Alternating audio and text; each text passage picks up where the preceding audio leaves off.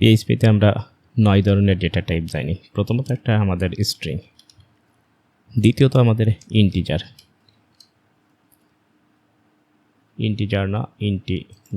আমাদের, তৃতীয়ত আমাদের আছে ফ্লোট পয়েন্টকে আমরা এটা আবার ডাবলও বলি, ফ্লোট পয়েন্টকে আমাদের ডাবলও বলাই। আমাদের ট্রু অর ফলস, এটা আছে আমাদের বুলিয়ান। আমাদের আরেকটা আছে মাস্ট, প্রত্যেকটা প্রোগ্রামিং ল্যাঙ্গুয়েজে যেটা আছে অ্যারে অ্যান্ড অবজেক্ট, ওপি আমরা নাম শুনছি। এই অবজেক্ট এবং অ্যারে আমাদের আরেকটা ডেটা টাইপ আছে নাল অ্যান্ড দেন রিসোর্স। এই কয়েকটা ডেটা টাইপ আছে। আমরা প্রত্যেকটা ডেটা টাইপ সম্পর্কে আমরা আস্তে আস্তে এগুলো চিনব। চলো আমরা একটা ভেরিয়েবল ডিক্লেয়ার করি। তা প্রথমে আমি যেটা নিয়ে কাজ করতে চাচ্ছি সেটা হচ্ছে স্ট্রিং। তো ধরো আমি একটা ভেরিয়েবলের ডিক্লেয়ার করলাম, ভেরিয়েবলটার নাম দিলাম নেম এবং একটা স্ট্রিং ডিফাইন করলাম, আমার নাম মিনার হোসেন অ্যাটলাস এইটা। এখন এইটা স্ট্রিং কিনা আমরা কিভাবে বুঝবো?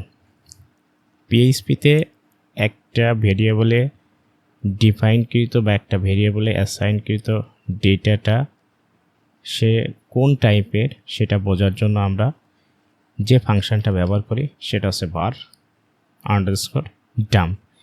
এই যে এর ভিতরে আমরা আর্গুমেন্ট আকারে যে ভ্যালুটা পাঠিয়ে দেব সেটা হলো আমাদের নেম। তো আমরা $সাইন দিয়ে নেম দিলাম, অবশ্যই সেমিকোলন দিয়ে ক্লোজ করব। আমি এটা কন্ট্রোল এস দিয়ে সেভ করলাম। আমি একটু আউটপুটটা দেখতে চাচ্ছি। এখানে আউটপুট যখন আমি দেখতে চাচ্ছি, দেখা যাচ্ছে আমাদের এখানে শো করতেছে মিনার হোসেন এবং স্ট্রিং। এর ভিতরে 30 ক্যারেক্টার আছে, 30, বিশেষ করে 5টা 6টা 7টা 8টা 9টা 10টা 11 12 আর একটা স্পেস 13টা। তাহলে এটা আমরা সহজে বুঝতে পারলাম এটা একটা ডেটা টাইপ, এটা স্ট্রিং। তো চলো আমার এই নেমের পরিবর্তে আমি ভ্যালুটা একটা একটা করে অ্যাসাইন করে দেখি। ধরো 12, আমরা জানি এটা একটা সংখ্যা বা নাম্বার, ইন্টিজার। তাহলে এই ডেটা টাইপটা আমাদের ইন্টিজার দেখায় কিনা আমরা একটা আউটপুট দেখি দিই। এক্স্যাক্টলি এটা ইন্টিজার দেখাচ্ছে। তাহলে চলো চেক করি ফ্লোটিংটা দেখাচ্ছে কিনা।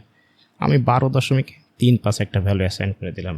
নিঃসন্দেহে এটা একটা ফ্লোটিং নাম্বার বা ভগ্নাংশ সংখ্যা। তো চলো এটা আমার ডেটা টাইপ দেখাচ্ছে কিনা, এক্স্যাক্টলি দেখাচ্ছে ফ্লোট, এটা 12.35। তাহলে আমি এক একটা করে চেক করতে পারতেছি। বুলিয়ানের দুইটা ভ্যালু আছে, ট্রু অর ফলস। তো আমি ট্রুটা দিয়ে দেখলাম, কন্ট্রোল এস দিলাম। আমি এটা রান করতে চাচ্ছি, রান করে আমি বুলিয়ান ট্রু, আমি যদি এখান থেকে ফলসটা টাইপ করি, আমি কন্ট্রোল এস দিয়ে সেভ করে আবার আমি এখানে রান করলাম, রান করে দেখি আমাদের বুলিয়ান ফলস দেখাচ্ছে। এখন আমাদেরকে যে বিষয়টা চেক করার দরকার সেটা হলো আসলে অবজেক্ট কিনা। তো পিএইচপিতে অবজেক্ট চেকিং করার জন্য বা অবজেক্ট অ্যাসাইন করার জন্য আমাদের বেশ কিছু জিনিস লাগে। তার আগে চলো আমরা একটা ভ্যারিয়েবল অ্যারেটা ডিক্লেয়ার করার চেষ্টা করি। পিএইচপিতে অ্যারে ডিক্লেয়ার করার জন্য আমাদেরকে লিখতে হবে অ্যারে কিওয়ার্ডটা।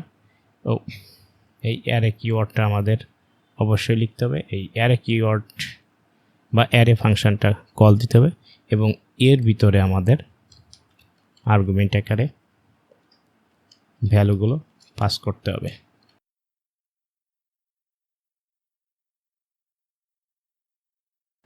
আমি আমার এই অ্যারের ভিতরে 3টা স্ট্রিং আমি অ্যাসাইন করছি, 3টা স্ট্রিং, একটা হচ্ছে মিনার হোসেন, টাইপ অফ নেম আমার এখন চেক করে দেখার কথা এটা আসলে অ্যারে কিনা। তো এটার জন্য আমরা এখানে চেক করে দেখতে পারতেছি, ইয়েস এখানে দেখাচ্ছে অ্যারে। এর ভিতরে 3টা এলিমেন্ট আছে। 0 নম্বর অ্যারের এলিমেন্টগুলোর ইন্ডেক্সিংটা শুরু হয় 0 থেকে। এখানে এটা 0 ইন্ডেক্স, 1 ইন্ডেক্স, 3 ইন্ডেক্স। আর এইটাকে যদি ইন্ডেক্সে না করে আমরা যদি এলিমেন্টে কাউন্ট করি তাহলে এর ভিতরে 3টা এলিমেন্ট আছে। প্রথম এলিমেন্টটাকে 0, দ্বিতীয় এলিমেন্টটাকে 1 এবং তৃতীয় এলিমেন্টটাকে 2 দিয়ে ডিফাইন করা হয়েছে। প্রথম এলিমেন্ট এখানে দেখাচ্ছে অ্যারেতে আমাদের 3টা অ্যারে আছে, 3টা এলিমেন্ট 0 ইন্ডেক্সড অ্যারে স্ট্রিং। চলো আমরা আর একটা জিনিস চেক করে দেখি। আমরা একটা সংখ্যা দিয়ে দেখি এখানে 102 দিলাম, আমরা আর একটা জিনিস দিলাম ট্রু, আর একটা দিলাম দেখ ফলস। আমি একটা অ্যারের ভিতরে একাধিক এলিমেন্ট রাখলাম। এবার আমার কাজ হচ্ছে এগুলো আমাকে একটু চেক করে দেখো। তো চলো দেখো, প্রথম এটা ফলস দেখাচ্ছে বুলিয়ান, এইটা ট্রু দেখাচ্ছে বুলিয়ান, এটা ঠিক আছে। তারপর একটা ইন্টিজার 102 দেখাচ্ছে, আর বাকিগুলোতে স্ট্রিং।